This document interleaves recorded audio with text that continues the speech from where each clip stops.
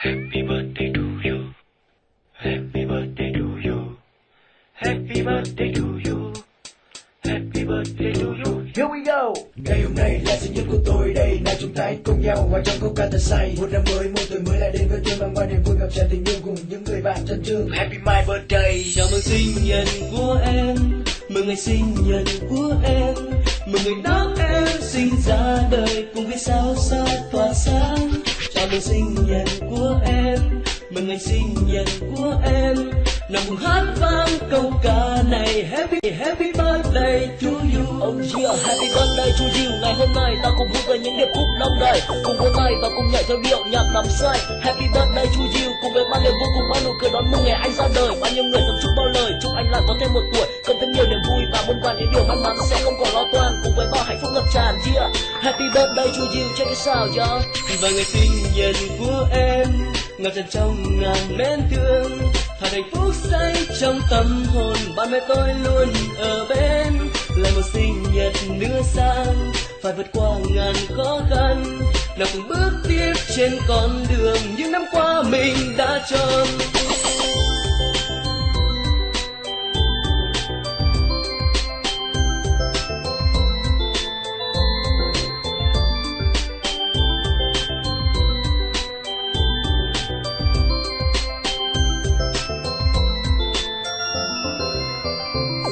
Chào mừng sinh nhật của em, mừng ngày sinh nhật của em, mừng ngày đó em sinh ra đời cùng vì sao xa tỏa sáng.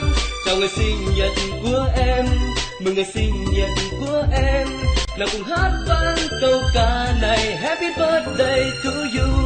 Nào là nến nở hoa, ôi biết bao nhiêu là món quà sinh nhật anh hôm nay vui quá. Tất cả cùng bên nhau hát vang lên một bài ca, tất cả cùng bên nhau như một mái nhà, lòng chúng em đều đủ. Anh phải cố lên nhá, có chuyện gì cũng sẽ vượt qua, anh sẽ làm nên được tất cả vì đã có chúng anh cạnh bên. Anh em mình cùng nhau đi lên, nào chung đầu cùng nhau thổi nến để mừng sinh nhật một cái tên. Yeah, happy birthday to you. Và ngày sinh nhật của em ngập tràn trong ngàn mến thương, thật hạnh phúc say trong tâm hồn, bạn mẹ tôi luôn ở bên. Lại một sinh nhật nữa sang, phải vượt qua ngàn khó khăn, nào cùng bước tiếp trên con đường những năm qua mình đã chọn. Hey, một tuổi mới đã sang, tôi sẽ phải làm những gì đây? Nhạc qua ngày vẫn đến với trong giấc ngủ say, để cho đến một ngày mong tìm thấy lối ra trong ngàn con thuốc đêm khuya thì siêu biến lên một ngàn khúc ca. Vẫn từng ngày này nổi tìm được lối ra cho cái cuộc sống vô cả đang dần đầy trên đời ta. Hãy cố gắng, hãy quyết tâm dù ngày mai có muôn ngàn trở ngại trong gan, chúng ta sẽ vượt qua tất cả vì tương lai ngày mai. Cùng cố lên nha. Chào mừng sinh nhật của em, mừng ngày sinh nhật của em, mừng ngày đó em sinh ra đời cùng vì sao xa tỏa sáng. Chào ngày sinh nhật của em, mừng ngày sinh nhật của em, nào cùng hát vang câu ca này. Happy birthday to you. Happy birthday to you.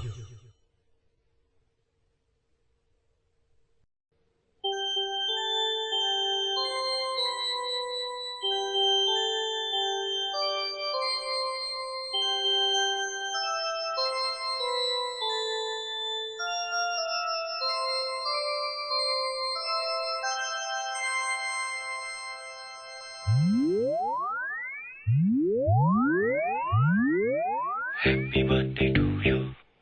Happy birthday to you. Happy birthday to you.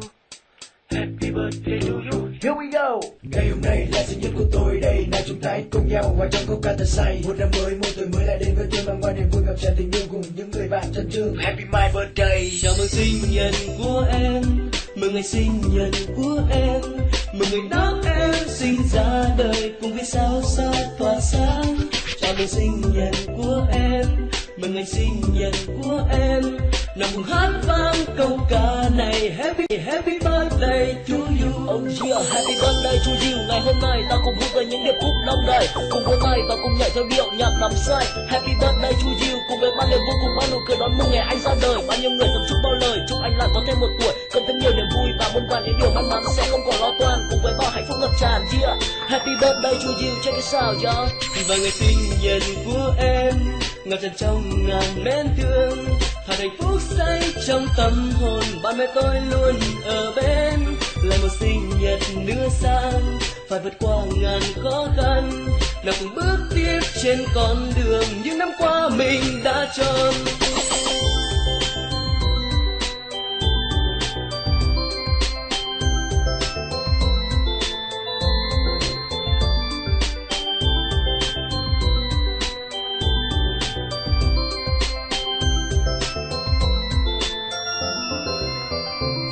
Chào mừng sinh nhật của em, mừng ngày sinh nhật của em, mừng ngày đó em sinh ra đời cùng vì sao xa tỏa sáng. Chào ngày sinh nhật của em, mừng ngày sinh nhật của em, nào cùng hát vang câu ca này Happy birthday to you. Lời bài nến là hoa, ôi biết bao nhiêu là món quà sinh nhật anh hôm nay vui quá. Tất cả cùng bên nhau hát vang lên một lời ca, tất cả cùng bên nhau như một mái nhà, lòng chúng em đều đủ. Anh phải cố lên nhá, có chuyện gì cũng sẽ vượt qua, anh sẽ làm lên được tất cả vì đã có chúng em cạnh bên. Anh em mình cùng nhau đi lên, nào chung đầu cùng nhau thổi nến để mừng sinh nhật một cái tên. Yeah, happy birthday to you. Và ngày sinh nhật của em ngập tràn trong ngàn mến thương, hạt hạnh phúc say trong tâm hồn, bạn bè tôi luôn ở bên.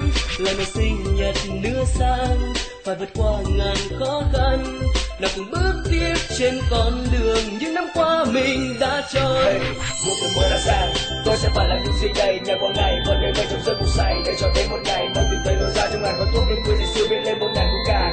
Vẫn từng ngày này nói tìm được lối ra cho cái cuộc sống vô cả đang dần để trên đời ta. Hãy cố gắng, hãy quyết tâm, dù ngày mai có 1000 trở ngại trong gan, chúng ta sẽ vượt qua tất cả vì tương lai ngày mai. Cùng cố cố lên nha. Chào mừng sinh nhật của em, mừng ngày sinh nhật của em, mừng ngày đó em sinh ra đời cùng vì sao xa tỏa sáng. Chào ngày sinh nhật của em, mừng ngày sinh nhật của em, nào cùng hát vang câu ca này Happy birthday to you. Happy birthday to you.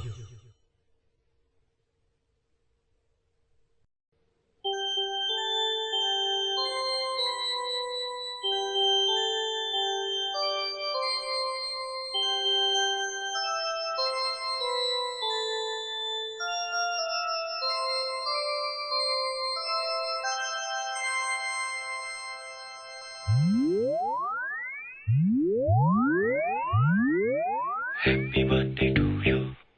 Happy birthday to you. Happy birthday to you.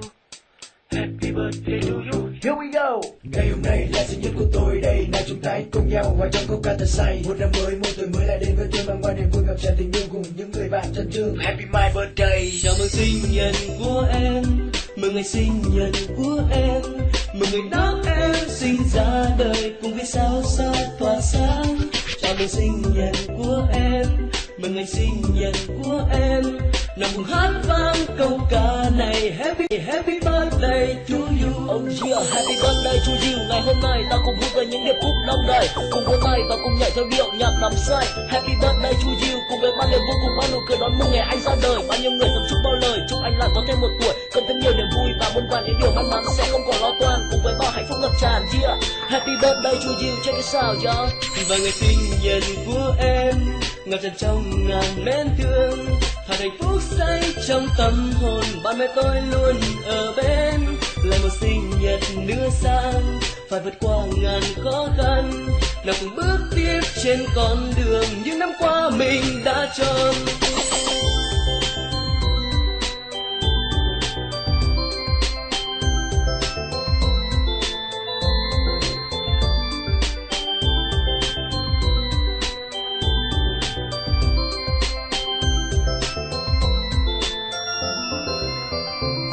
Chào mừng sinh nhật của em, mừng ngày sinh nhật của em, mừng ngày đó em sinh ra đời cùng vì sao xa tỏa sáng.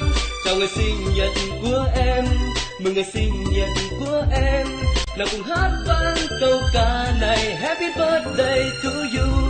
Lời bài nến là hoa, ôi biết bao nhiêu là món quà sinh nhật anh hôm nay vui quá. Tất cả cùng bên nhau hát vang lên một lời ca, tất cả cùng bên nhau như một mái nhà, lòng chúng em đều đủ. Anh phải cố lên nhá, có chuyện gì cũng sẽ vượt qua, anh sẽ làm lên được tất cả vì đã có chúng em cạnh bên. Anh em mình cùng nhau đi lên, nào chung đầu cùng nhau thổi nến để mừng sinh nhật một cái tên. Yeah, happy birthday to you. Và ngày sinh nhật của em ngập tràn trong ngàn mến thương, hạt hạnh phúc say trong tâm hồn, bạn bè tôi luôn ở bên. Lại một sinh nhật nữa sang, phải vượt qua ngàn khó khăn, nào nào cùng bước tiếp trên con đường những năm qua mình đã chơi. Hey, một tuổi mới đã sang, tôi sẽ